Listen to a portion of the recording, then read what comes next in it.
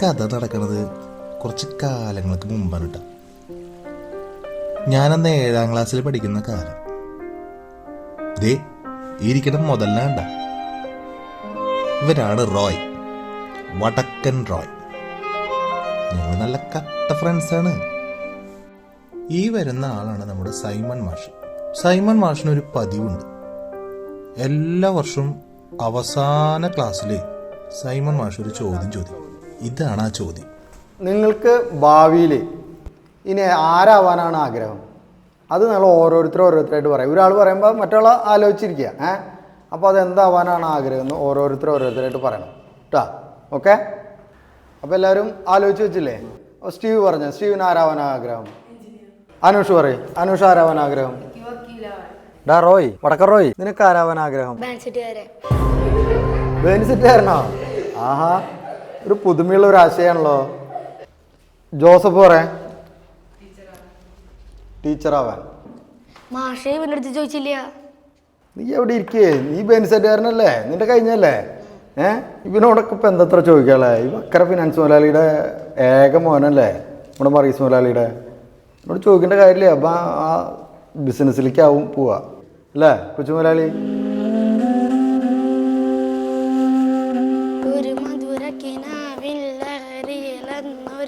എങ്ങനെയുണ്ട് കുട്ടി? ഇത് രാഗദീപത്തില് കൂട്ടണ പോലില്ലേ? എടാ ഇത് രാഗദീപല്ലേ, ശോകദീപ.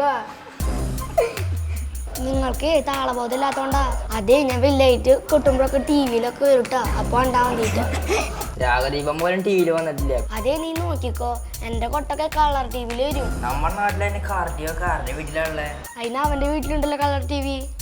അതെ, ഞാൻ ആദ്യമായിട്ട് ഇത്രയും താളബോധം ഇല്ലാത്ത കുട്ടികളിലാണ്. ഇത് എന്ത് കഷ്ടാന്ന് നോക്കി. നീ എന്താ ഇത്രയും വിഷമിച്ചിരിക്കണേ? എനിക്ക് ബാൻഡ് സെറ്റുകാരനാവാനല്ല ഇഷ്ടം.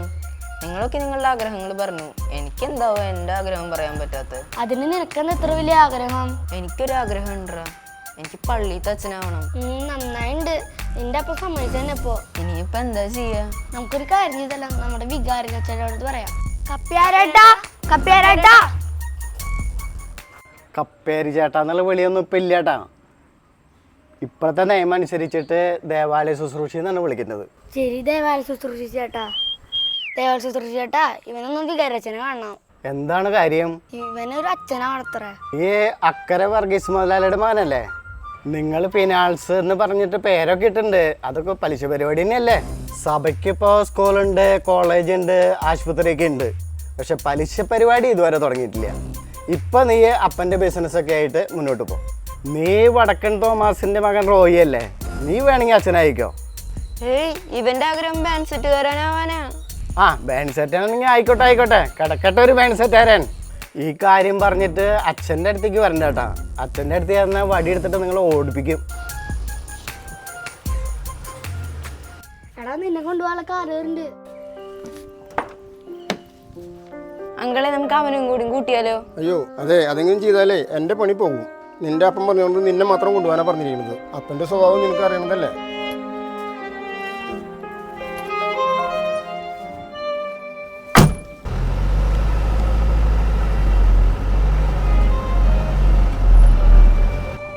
എൻ്റെ ഇഷ്ടങ്ങളും സ്വപ്നങ്ങളും ദാ ഇതുപോലെ അങ്ങ് അകന്നകന്നു പോയി. പലിശക്കാരൻ വർഗീസ് മുതലാളിയുടെ ഏക മകൻ, അത് തന്നെയായിരുന്നു എൻ്റെ ജീവിതത്തിലെ ഏറ്റവും വലിയ പ്രശ്നവും. വർഷങ്ങൾ വളരെ പെട്ടെന്ന് കടന്നുപോയി. സൈമൺ മാഷ് പതിവ് പോലെ തൻ്റെ ക്ലാസ്സിലെ പിള്ളേരോട് ആ ചോദ്യം ഓരോ വർഷവും ചോദിച്ചുകൊണ്ടേയിരുന്നു. ഞാനിപ്പോൾ +2 കഴിഞ്ഞു. അപ്പൻ്റെ ബിസിനസ് കേരളം മുഴുവൻ വളർന്നു. അതുപോലെ തന്നെ എൻ്റെ ഉള്ളിലെ ആഗ്രഹവും വളരുക തന്നെയായിരുന്നു. ഒരു നല്ല വൈദികനാവുക എന്നുള്ള ആ ആഗ്രഹം. നീ ഇതൊക്കെ അപ്പനോട് പറയാൻ പോവാ? അപ്പനെ എനിക്ക് ഇതുവരെ മനസ്സിലായില്ലേ? കല്യാണം കഴിഞ്ഞിട്ട് 8 കൊല്ലം കഴിഞ്ഞിട്ടാണ് നീ ഞങ്ങൾക്ക് ഉണ്ടാവുന്നത്. ചൊല്ലാത്ത പ്രാർത്ഥനകളും ഇല്ല, ചെയ്യാത്ത ചികിത്സകളും ഇല്ല. അന്നൊക്കെ ചികിത്സയ്ക്ക് പോകുമ്പോഴും ധ്യാനത്തിന് പോകുമ്പോഴും അപ്പൻ എല്ലാത്തിനും എൻ്റെ കൂടെ വരും. അതൊന്നും അപ്പനൊരു കുഞ്ഞിനെ താലോലിക്കാനുള്ള ഒരു ആഗ്രഹം കൊണ്ടൊന്നുമല്ല. അപ്പൻ ഉണ്ടാക്കിയെടുത്ത ബിസിനസ്സൊക്കെ കൊണ്ടു നടക്കാൻ ഒരു അനന്തരാവകാശി വേണം. ആ ഒരൊറ്റ കാരണം കൊണ്ടാണ് അപ്പൻ ഇതിനൊക്കെ എൻ്റെ കൂടെ വന്നിട്ടുണ്ടായിരുന്നു. അങ്ങനെയുള്ള ഒരു അപ്പനോടാണ് നീ പള്ളിയിൽ അച്ഛനാവാൻ പോണ കാര്യം പറയാൻ പോണത്. ആ കാര്യം എനിക്ക് ഓർമ്മ വേണം. പക്ഷേ അതൊക്കെ ഒന്ന് പറഞ്ഞേ പറ്റൂ.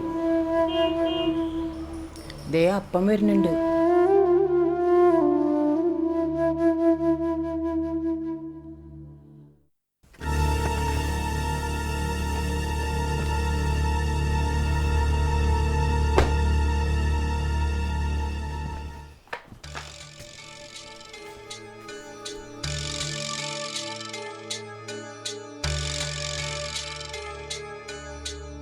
അപ്പം എനിക്കൊരു കാര്യം പറയാനുണ്ട്.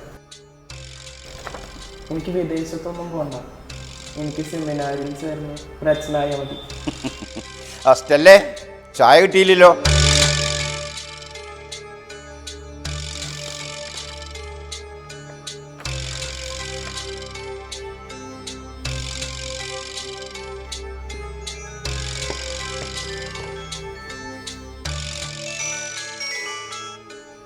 ഹലോ. തിരക്കൊന്നുമില്ല. ഇവിടെ മോൻ്റെ ഒരു തമാശകളേ. ആ ആ ശരി, ഓക്കെ.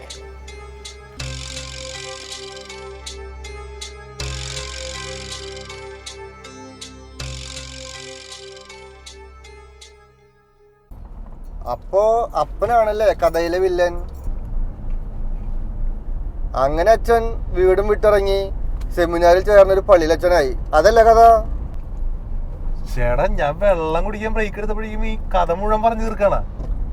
അന്ന് അച്ഛൻ ബാക്കി പറയ്.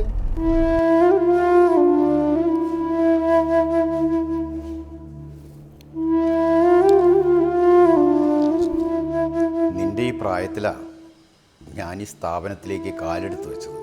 എൻ്റെ അപ്പൻ, അതായത് നിന്റെ അപ്പാപ്പൻ അക്കരെ പത്രോസ് തുടങ്ങി വെച്ച സ്ഥാപനമായത്. നമ്മുടെ ആ ചെറിയ വീടിൻ്റെ സൈഡ് മുറിയിലായിരുന്നു ഓഫീസ്. അപ്പൻ ചോദിക്കുന്നവർക്കൊക്കെ കടം കൊടുക്കും. തിരിച്ചു വാങ്ങാൻ ചെല്ലുമ്പോൾ അവരുടെ കണ്ണീര് കണ്ട് തിരിച്ചു പോരും. എല്ലാം കിട്ടാക്കടങ്ങളായിരുന്നു. പലിശക്കാരൻ പത്രോസ്, ആ പേര് മാത്രമായിരുന്നു അപ്പൻ്റെ സമ്പാദ്യം.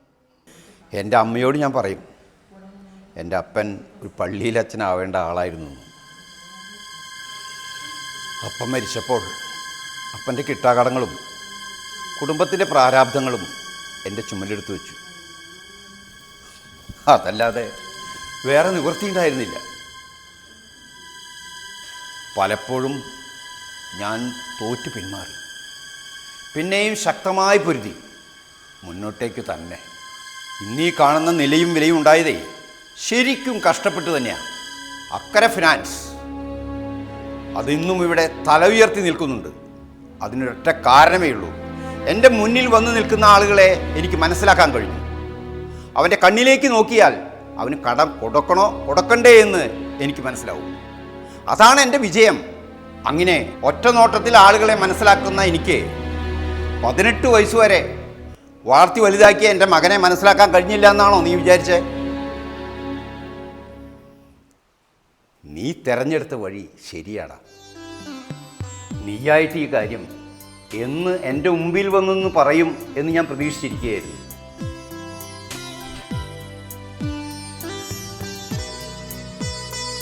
എൻ്റെ അപ്പൻ്റെ മനസ്സടാ നിനക്ക്.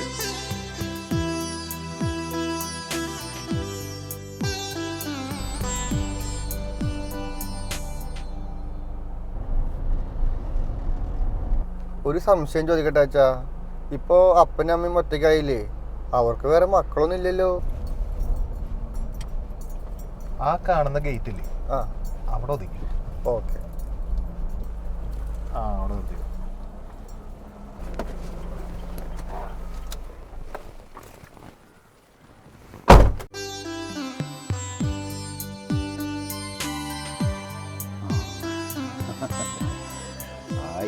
എന്താ ഭംഗി! നല്ല സുന്ദര കുട്ടപ്പനായില്ലേ? ഇതിൽ നോക്കിയേ, കണ്ടാ? കാണാൻ ഭംഗിയില്ലേ? നന്നായിട്ടില്ലേ? അതാണ് കാര്യം. ഇതാണ് ആ വില്ലൻ. നേരത്തെ നമ്മൾ കഥയിൽ പറഞ്ഞ ആ വില്ലല്ലേ, അത് ഇയാളാ. അപ്പനാ? ആരത്? ഈശോ സ്തുതിയായിരിക്കട്ടെ. എപ്പോഴും സ്തുതിയായിരിക്കട്ടെ. ഹാപ്പി അല്ലടാ? അപ്പനും ഹാപ്പി അല്ലേ? ഹാപ്പിയാണോ? എന്നാ ഇപ്പോഴാ ജീവിതത്തിനൊരു അർത്ഥം വന്നത്. ഇത് നമ്മുടെ പള്ളിയിലത്തെ ചെക്കനാ. നീ നേരത്തെ ഒരു ചോദ്യം ചോദിച്ചില്ലേ, അപ്പൻ ഒറ്റയ്ക്കായില്ലേന്ന്, അപ്പനും മക്കളൊന്നും ഇല്ലേന്ന്. ഇപ്പം എത്ര മക്കളുണ്ട്? അപ്പോൾ ഇവനിടയ്ക്കേ 43 പേരാ. ഇന്നലെ മെഡിക്കൽ കോളേജിൽ നിന്ന് കൊണ്ടുവന്നതാ. ആരോ ഉപേക്ഷിച്ചിട്ടൊരാൾ. ഇവനൊക്കെ ഒരു രൂപാക്കി എടുക്കാൻ പെട്ട പാട്. നിങ്ങളൊരു കാര്യം ചെയ്യും, ഇവനെ ഒന്ന് ശരിയാക്കി എടുക്കട്ടെ. അതുവരെ നിങ്ങളൊന്ന് അകത്തേക്ക് കടന്നില്ല. ഓക്കെ, നീ ഇരിക്കേ. അപ്പോ അപ്പനല്ല കഥയില് വില്ലൻ, അപ്പൻ നായകനാണല്ലേ? എടാ ജോസ് മോനെ, ഈ നായകനും വില്ലനൊന്നും ഇല്ല. നമ്മുടെ തീരുമാനങ്ങളാണ് നമ്മുടെ നായകനും വില്ലനൊക്കെ ആക്കുന്നത്. ഈ കഥയിലെ നായകനും വില്ലനും മാത്രമല്ല, ഇതിനൊരു സംവിധായകനോട് ഇല്ല. അതൊക്കെ ഉണ്ട്. ഞാൻ ഇപ്പോൾ ആളെ കണ്ടിട്ട് വരാം. നീ ഒരു കാര്യം ചെയ്യ്, ആ TV കണ്ടിരിക്കും. ഞാനേ ഒന്ന് പോയിട്ട് വരാം. ഇനി നമുക്ക് തൃശ്ശൂരിൽ നിന്നും അല്ലേ നവമാധ്യമങ്ങളിൽ വൈറലായ ഒരു വൈദികനെയാണ് കാണാൻ പോകുന്നത്. അല്ലച്ചോ, ആ കൂട്ടുകാരന്റെ കാര്യമൊന്നും പറഞ്ഞില്ലല്ലോ. റോയി ബാൻഡ് സെറ്റുകാരൻ പള്ളിപ്പെരുന്നാളിന് ഡ്രംസ് കൊട്ടി അദ്ദേഹം നവമാധ്യമങ്ങളിൽ വൈറലായി. ഇത് റോയിക്കല്ലേ?